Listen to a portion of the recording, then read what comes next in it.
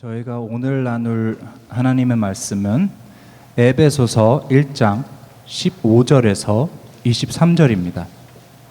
에베소서 1절 15절에서 23절 말씀.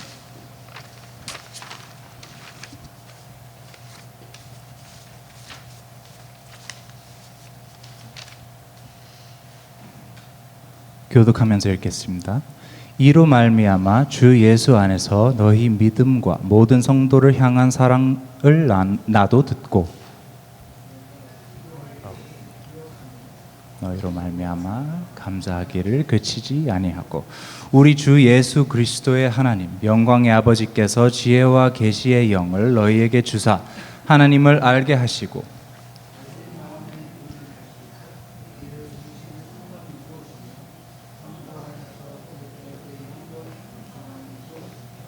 그의 힘의 위력으로 역사하심을 따라 믿는 우리에게 베푸신 능력의 지극히 크심이 어떠한 것을 너희로 알게 하시기를 구하노라.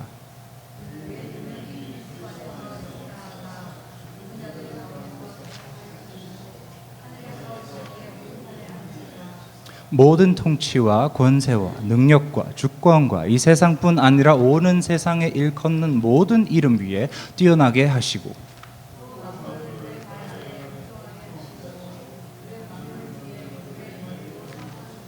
함께 읽겠습니다. 교회는 그의 몸이니 만물 안에서 만물을 충만하게 하시는 이의 충만함이니라. 아멘. 저희가 지금 이제 영어부 이제 한 주만 더 있으면 이 에베소서 1장을 다 다룹니다. 저희가 1년이라는 시간을 이 한 장 속에서 보냈습니다. 그 이유는 그리스도인에게 너무나도 중요한 것은 그리스도인이 어떤 존재인지, 어떻게 만들어졌는지, 그리고 그 존재의 이유가 무엇인지를 자각하는 것이기 때문입니다. 에베소서에 담긴 진실들을 자각하지 못한다면 진정한 그리스도인으로서 살아야 할 삶을 살지 못하기 때문입니다. 예수님이 나를 위해서 죽으셨다를 머리로 안다고 해서 그것이 진정한 그리스도인이 아니라는 것입니다. 제가 예를 들어서 많은 사람들을 도와줘야겠다를 알면서 많은 사람들을 도와주고 있지 않다면 저는 도움을 주는 사람이 아닌 것처럼 같은 맥락으로 예수님이 나를 위해서 죽으셨다를 머리로 알아도 심지어 입으로 시인을 해도 삶에서 그것이 나타나지 않는다면 그리스도인이 아닌 것입니다. 그러면 당연히 우리가 물어야 할 질문은 복음이 나타나는 삶은 어떤 삶인가? 즉 그리스도인다운 삶을 어떤 삶인가? 많은 좋은 대답들이 있지만 오늘 여러분과 나누고자 하는 내용은 아주 중요하면서도 핵심이라고도 할 수 있는 부분입니다. 함께 나눌 내용 중에 우리를 조금 뜨끔하게 하는 것들이 있을 수 있습니다. 자기 성찰을 더 잘할 수 있는 기회이기에 마음속이 뜨끔하는 포인트가 있으시다면 그걸 기억하시고 하나님과 씨름해 보시기 바랍니다. 그러면 제가 먼저 질문 여러 가지를 해볼 텐데요. 여러분 중에 이번 해에 나는 성경 통독을 한 번은 했다 하시는 분 손 들어주시기 바랍니다. 이거는 진짜 자신 있어도 될 일이라서 들어주시기 바랍니다. 몇 분 안 되죠. 성경은 하나님의 말씀이지 않습니까? 천지 창조하신 하나님이 인간에게 직접 남겨주신 그가 보시기에 우리에게 필요한 모든 내용이 담긴 인간을 향한 편지이지 않습니까? 이것을 정말 믿는다면 한 60에서 70시간 정도 걸리는 통독을 1년에 한 번씩만이라도 하지 않는다는 게 말이 되나요? 다음 질문입니다. 여러분은 이번 해에 최소 한 달에, 그러니까 지금 이제 9월 달이니까 8개 정도 구절을 외우셨나요? 외우신 분. 이거는 한국에 계신 신정희 집사님 참 잘하시는 건데, 말씀을 계속해서 내 마음속에 쌓지 않는다면 어떻게 시편 1장에 나오는 여호와의 율법을 즐거워하여 그의 율법을 주야로 묵상하는 도다를 하겠습니까? 또 묻겠습니다. 여러분은 일주일이라는 기간 동안 최소한 2-3시간 정도의 시간을 기도에 전념하십니까? 2-3시간.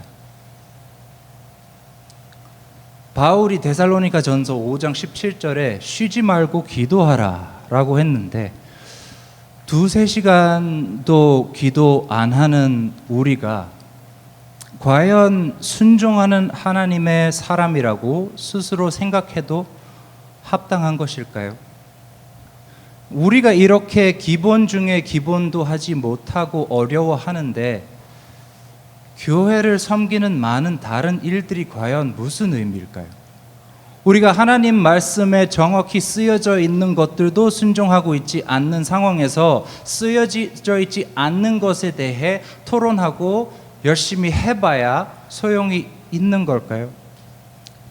복음이 삶을 통해 나타나야 정말 그리스도인인데 항상 실패하는 우리는 그러면 심각한 상황에 놓인 거 아닐까요? 이런 질문들의 대답이 없으시다면 우리는 정말 깊게 우리 자신을 돌아봐야 합니다. 우리의 현실이 이렇기 때문에 에베소서를 보는 것입니다. 말씀으로 들어가기 전에 이제 우리의 이런 불순종을 또 다르게 한번 같이 보기를 원합니다. 제가 영어부에서 진아에게 영상을 맡겼습니다. 저희 영상 녹음하고 올리는 것을. 왜 맡겼을까요? 진아가 전문가라서? 그거는 아니고, 진아가 저보다 더 잘해서?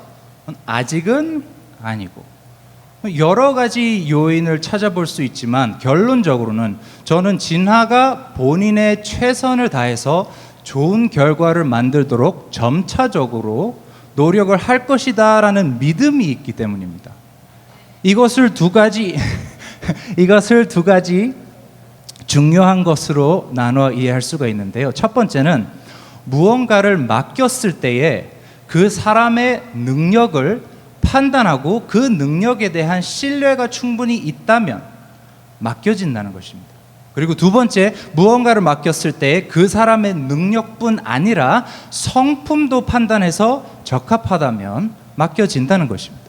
그러니까 능력과 성품에 대한 어느 정도의 이해가 있어야 어떤 일을 누군가에게 믿고 맡길 수 있다는 것입니다. 여기서 중요한 포인트는 믿어야만 정말로 맡길 수 있다는 것입니다. 다르게 얘기하자면 맡기지 못한다는 것은 믿지 않는다는 얘기입니다.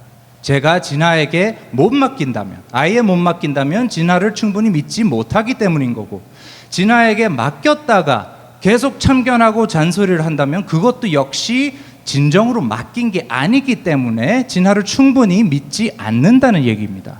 이 얘기를 왜 하느냐? 우리는 복음이 나타나는 인생을 살고 싶지 않습니까? 그런데 그렇게 살기로 계속 실패를 합니다. 이 실패의 아주 큰 원인은 우리와 하나님의 관계 사이에 존재하는 이 믿고 맡기는 것에 대한 지식과 실천입니다. 내가 어떤 것을 어떻게 하나님께 믿고 맡기는지, 그리고 하나님이 나에게 어떤 것을 믿고 맡기셨는지를 우리가 잘 알고 있냐는 겁니다. 우리가 성경을 읽는 대신에 드라마를 보는 건 세상의 재미가 하나님의 말씀보다 내 쉬는 시간을 더 잘 맡긴 거라는 판단을 한 게 아닌가요? 기도 대신에 일에 전념하는 것은 하나님께 나의 금전적인 걱정을 온전히 맡기지 못하고 내 노력으로 하겠다는 거 아닌가요? 말씀 묵상하며 외우는 대신에 우리는 하루 종일 이 일, 저 일 어떻게 해결해야 할까, 뭘 할까, 뭘 먹을까, 뭘 입을까, 이런 묵상을 훨씬 더 하는 것을 하나님께 온전히 맡기지 못하기 때문에 아닐까요? 하나님께 삶의 전체를 맡기지 못하고 계속해서 아둥바둥 스스로의 노력으로 살려고 하는 것이 우리의 모습이지 않습니까? 그것이 우리의 믿음 부족이 나타나는 현상이라는 거죠. 그렇다면 믿음을 키우면 되는데, 믿고 맡기는 데에 필요한 것이 뭐라고 했죠? 믿어야 하는 대상의 능력과 성품을 더 잘 알면 된다고 했죠. 그래서 오늘 설교 제목을 주님께 믿고 맡기시나요? 라고 정한 것은 이러한 우리의 상태를 돌아보기 위해서입니다. 우리가 스스로의 삶의 모든 선택들을 봤을 때 다 놓고 봤을 때 하나님께 온전히 맡기는 방향을 택하는지, 아니면 내가 나서서 내 생각대로 하는 것을 더 자주 택하는지 함께 돌아보자는 겁니다. 그러면 이제 함께 바울이 기도로 제시하는 우리의 이 문제에 대해 답을 한번 보겠습니다. 먼저 바울 사도의 기도의 이 기초가 되는 부분을 보겠습니다. 에베소서 1장 17절에서 18절.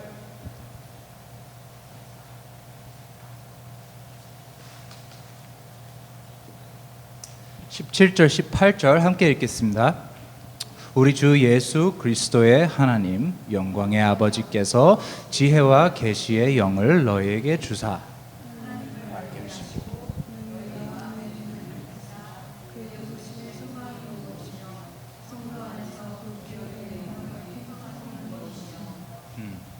여기서 먼저 우리가 알아야 할 것은 이것이 그리스도인들을 위한 기도라는 겁니다. 그리스도인들을 위한 기도인데 너희에게 주사 하나님을 알게 하시고 라고 기도합니다. 그 말은 딱 우리가 오늘 나눈 이 내용 때문입니다. 하나님의 인도 따라 완벽히 살지 못하는 것이 죄 때문이기도 하지만 하나님을 아는 정도가 부족해서이기 때문이기도 하다는 겁니다. 구원받은 그리스도인이어도 하나님을 더 잘 알 필요가 있다는 것이죠. 그렇다면 우리가 오늘 다루는 내용 중에 이 기도를 통해서 알 수 있는 것이 무엇입니까? 19절에서 23절.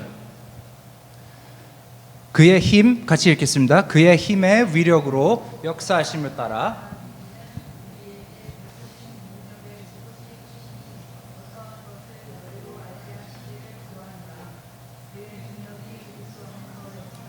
죽은 자들 가운데서 다시 살리시고 하늘에서 자기의 오른편에 앉히사 모든 통치와 권세와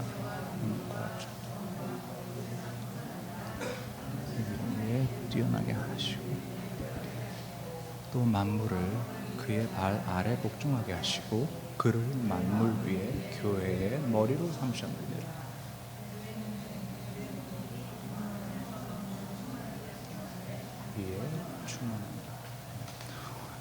우리가 바로 알 수 있는 것은 하나님의 능력에 대한 것입니다. 20절에 쓰여져 있죠. 그의 힘의 위력으로 역사하심, 그리고 우리에게 베푸신 능력의 지극히 크심을 알라는 것입니다. 그리고 그 능력이 얼마나 큰지 알라는 것이고, 그것을 알기 위해서 우리에게 그 능력이 행한 가장 놀라운 일을 예로 듭니다. 20절, 그의 능력이 그리스도 안에서 역사하사 죽은 자들 가운데서 다시 살리시고 하늘에서 자기의 오른편에 앉히사. 인간이 아무리 애를 써도 이겨낼 수 없는 죽음이라는 엄청난 위력을 이기시고 다시 사신 후에 그냥 다시 인간의 모습으로 사신 것이 아니라 하나님의 오른편에 오르셨습니다. 하나님의 능력의 지극히 크심은 인간 세계에서 최대 위력인 죽음을 아무렇지 않게 그냥 이겨내시는 정도의 능력이라는 것입니다. 더 강조해서 얘기를 하면 그 다음 구절이 나옵니다. 21절. 모든 통치와 권세와 능력과 주권과 이 세상뿐 아니라 오는 세상에 일컫는 모든 이름 위에 뛰어나게 하시고 또 만물을 그의 발 아래 복종하게 하시고. 하나님의 능력은 우리가 생각해낼 수 있는 모든 것보다 더 위대하다는 얘기입니다. 심지어 우리가 지금 생각해낼 수 있는 모든 것 플러스 우리가 앞으로도 생각해낼 모든 것 위에 조금 위대한 것이 아니라 그 모든 것은 예수님과 비교했을 때 예수님 발 아래에 있다는 겁니다. 이것이 그리스도인들이 믿는 예수님의 능력에 거부할 수 없는 현실입니다. 돈, 명예, 건강 등 인간이 걱정하는 모든 것들은 다 하나님 발 아래에 있다는 것입니다. 즉 그리스도인은 그런 것들을 나를 위해서든 자녀를 위해서든 걱정할 필요가 전혀 없다는 얘기입니다. 세상이 봤을 때 모든 것을 다 포기하고 예수님만을 쫓는 것이 어리석은 일로 보일지 몰라도 실제로는 아무런 문제가 없다는 것입니다. 아무런 문제가 없는 것이 아니라 우리가 상상할 수 없는 만큼 예수님이 훨씬 더 좋다는 겁니다. 그러면 하나님의 능력에 대해서 봤으니 믿음 또 신뢰 또 하나 중요한 것이 있다고 했죠. 무언가를 맡기기 위해서 알아야 하는 것이 능력과 성품이라고 했죠. 그러면 하나님의 능력이 아무리 위대해도 그것이 우리에게 좋은 것이 아니라면 우리는 그것을 의지할 수가 당연히 없겠죠. 그러면 이 기도 속에 하나님의 성품에 대해서 어떤 것을 알 수 있습니까? 19절 함께 읽겠습니다. 그의 힘의 위력으로 역사하심을 따라 믿는 우리에게 베푸신 능력의 지극히 크심이 어떠한 것을 너희로 알게 하시니 구하노라. 하나님의 힘의 위력 그리고 그 능력의 지극히 크심이 믿는 우리에게 베풀어졌다는 얘기입니다.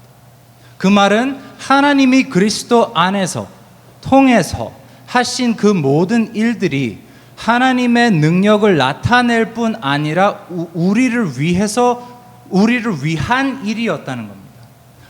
나 때문에 나를 살리시려고 나에게 생명을 주시기 위해서 그 능력을 발휘하셨다는 얘기입니다. 거기서 우리가 알 수 있는 하나님의 성품이 그리스도인들이 항상 찬양하는 은혜와 사랑이라는 것입니다. 우리를 위해서 죽기까지 하신 예수님이 우리를 안 좋은 결과로 인도하시지는 않을 거라는 얘기죠.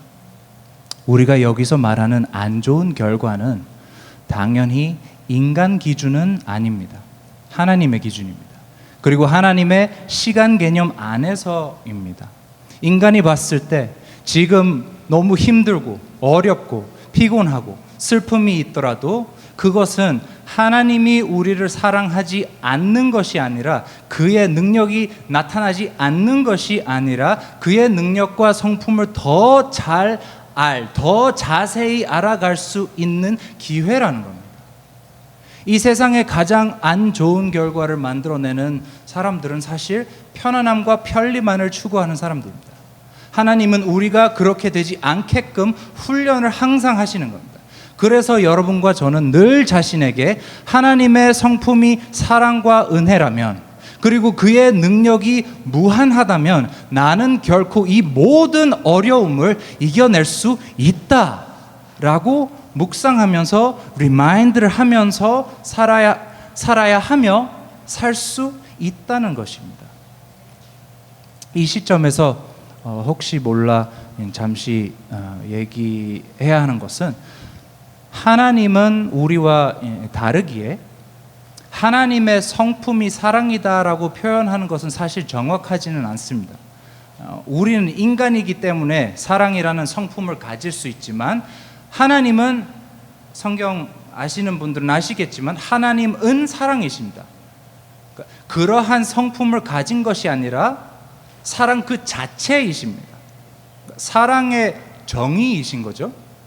그래서 우리가 오늘 이해를 그냥 더 잘하기 위해서 하나님의 성품이라고 표현하지만 하나님은 그보다 더 위대하다는 것을 꼭 기억하시기 바랍니다.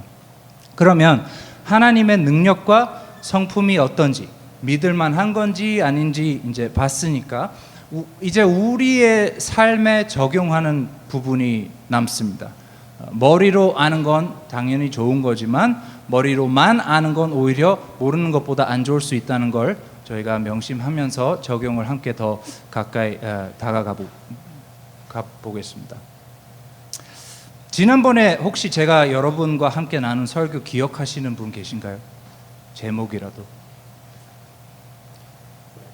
그러면 조금 더 쉽게 복음이 무엇인가요? 그러니까 좀 용감하신 분, 대충 한 줄로 복음이 무엇인가요? 말씀해 주실 분.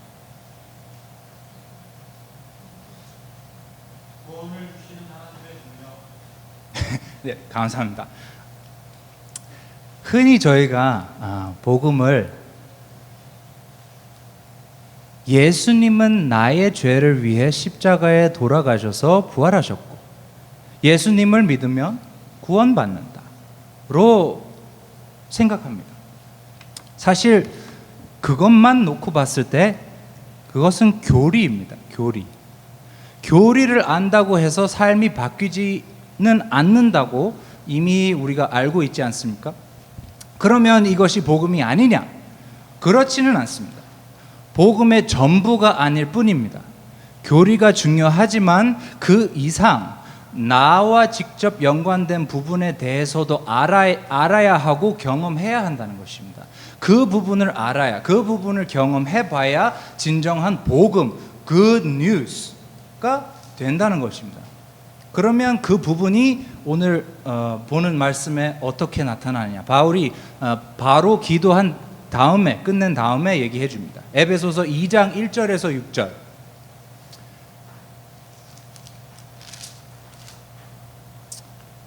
2장 1절에서 6절 함께 읽겠습니다. 그는 허물과 죄로 죽었던 너희를 살리셨도다. 그때 너희는 그 가운데 행하여 이 세상 그리고 공중의 권세 잡은 자들을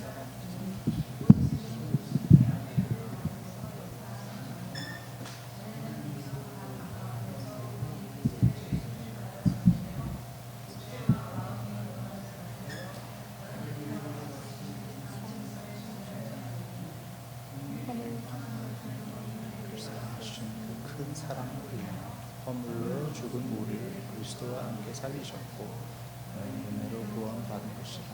또 함께 일기사 그리스도 예수 안에서 함께 하늘에 앉으시니. 아멘. 그러니까 복음은 예수님이 내 죄를 위해서 십자가에 죽으시고 살아나셨다. 나는 그를 믿으면 된다로 끝이 나는 게 아니라 그 놀라우신 능력으로 그 엄청난 사랑과 은혜의 성품으로 나를 예수님과 함께 살리셨고 함께 하늘에 앉히셨다는 겁니다. 예수님이 모든 권세를 발 밑에 두신 것처럼 나와 함께 하시는 예수님 때문에 그 모든 권세들이 내 발 밑에 있다는 것입니다. 이 세상 풍조를 따를 이유도 필요도 없다는 것입니다. 이 세상이 걱정하는 것들을 예수를 믿는 자들은, 그리스도인들은 걱정할 필요가 없다는 것입니다. 우리가 정말 이거를 알고 정말 믿는다면 자연스럽게 성경을 읽을 시간이 생기고 기도할 시간이 생기고 하나님을 더 알고 말씀을 묵상할 바람이 생긴다는 겁니다. 성경 읽고 묵상하고 기도하고 이런저런 하나님이 시키시는 희생을 하는 건 우리가 능력이 좋고 성품이 좋아서가 아니라 우리 안에 사시는 예수님이 능력이 위대하고 성품이 놀라워서라는 얘기입니다. 그리스도인은 내 힘으로 사는 존재가 아니라 온전히 예수님 안에서 사는 존재라는 것이죠. 아둥바둥 잘 살려고 온갖 애를 쓰는 것이 아니라 시편에 적힌 여호와는 나의 목자시니 내가 부족함이 없으리로다. 그가 나를 푸른 풀밭에 누이시며 쉴만한 물가로 인도하시는도다. 와 같은 삶을 사는 겁니다. 최대한 논리적으로 풀면 두 가지가 보입니다. 그리스도인이 하나님께 온전히 삶의 전부를 맡겨야 합니다. 그러기 위해서는 하나님에 대한 충분한 믿음이 있어야 합니다. 믿기 위해서는 하나님의 능력과 성품이 완전하다는 것을 알고 그 완전함이 우리를 위해 일한다는 것을 알아야 합니다. 우리가 이것을 알 수 있는 것은 에베소서에 나오는 말씀 때문이며 이 진실의 결론은 우리는 예수와 함께 있으니 우리는 우리의 능력이 아닌 예수 안에서 예수로만 살면 된다는 겁니다.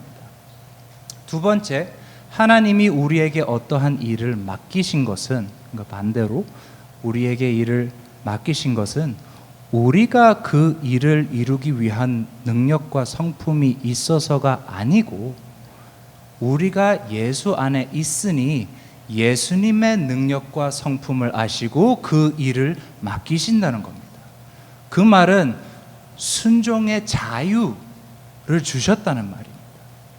정리하자면 그리스도인의 삶의 전부가 한 톨도 빠짐없이 예수님 안에서 해결이 된다는 겁니다. 그래서 마무리하면서 조금은 더 현실적인 얘기를 한다면 이렇게 생각할 수도 있겠죠. 이번 저희 리트릿에서 목사님이 그리스도인의 문화에 대해서 말씀하셨습니다.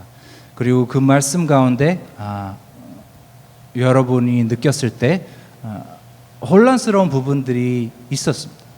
그 혼란이 일어날 수밖에 없었던 것은 우리 모두에게 해당되는 것이지만 아직은 스스로 그리스도인으로서 자신이 없어서라고도 얘기할 수 있습니다.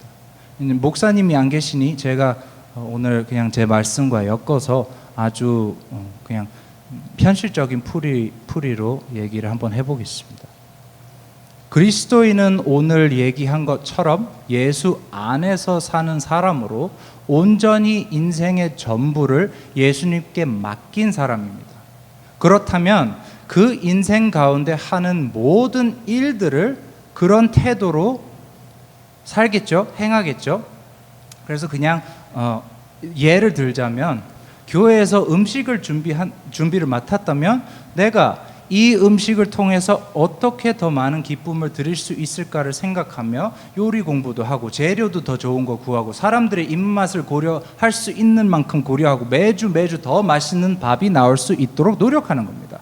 또 교회에서 예배와 찬양을 맡았다면 더 좋은 찬양을 할 수 있도록 악기든 목소리든 배우는 겁니다. 악기를 더 잘 치는 방법, 노래를 더 잘 부르는 방법, 노래의 흐름에 따라서 움직이는 사람의 심리에 대한 연구, 이런 것들을 신중하게 생각하며 매주 더 좋은 예배가 될 수 있도록 노력합니다. 이거는 설교하는 자도 마찬가지고요. 교회에서 재정을 맡았다면 더 정확하고 깨끗한, 최대한 많은 사람들이 이해하고 동의할 수 있는 내용을 준비하고 재정관리 시스템을 더 좋게 만들고 모든 사람에게 신뢰와 믿음을 심어줄 수 있는 리포팅 기술과 방법을 매주 더 잘할 수 있도록 연구하는 겁니다.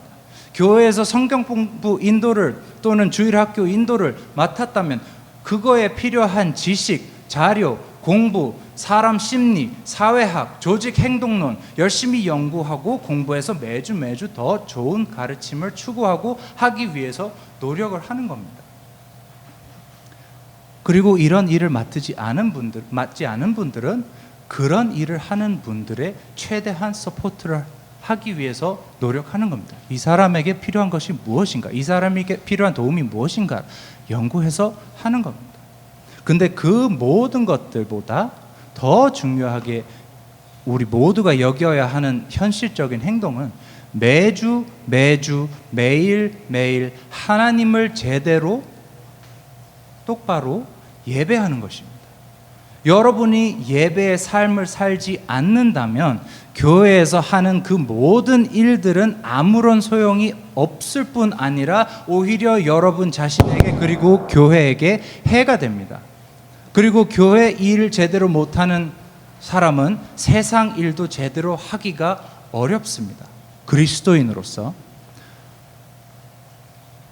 그래서 진정한 그리스도인이 되기 위해서 우리가 깨우쳐야 하는 복음은 예수님이 나를 살리셨고 나와 함께 하시기에 그의 능력을 믿고 그의 성품을 믿고 나는 기쁨으로 내 삶을 내려놓고 예수로 살면 된다는 것입니다.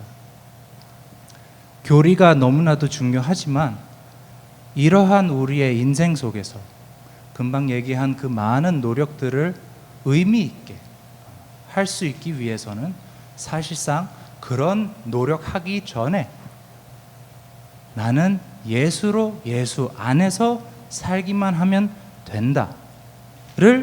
묵상하면 된다는 것입니다. 우리가 진정으로 예수로 살 때에 우리는 사랑이 가득한, 은혜가 충만한, 기쁨이 넘치는 삶을 살 수 있습니다. 그리고 그렇게 살 때에 우리의 목사님 말씀하신 문화는 자연스럽게 하나님의 문화가 됩니다.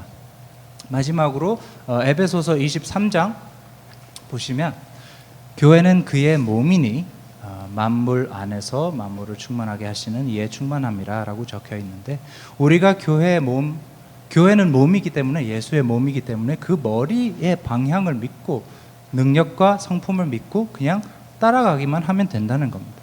그리고 잊으면 안 되는 부분이 에베소서 2장 4절에서 6절, 긍휼이 풍성하신 하나님이 우리를 사랑하신 그 큰 사랑을 인하여 허물로 죽은 우리를 그냥 더 잘 살아라, 더 노력해라가 아니라 그리스도와 함께 살리셨고 또 함께 일으키사 그리스도 예수 안에서 함께 하늘에 앉히시니, 그러니까 여러분과 저는 그리스도인이라면, 하나님을 믿는 사람이라면 이 세상의 모든 권세를 이미 이기셨습니다.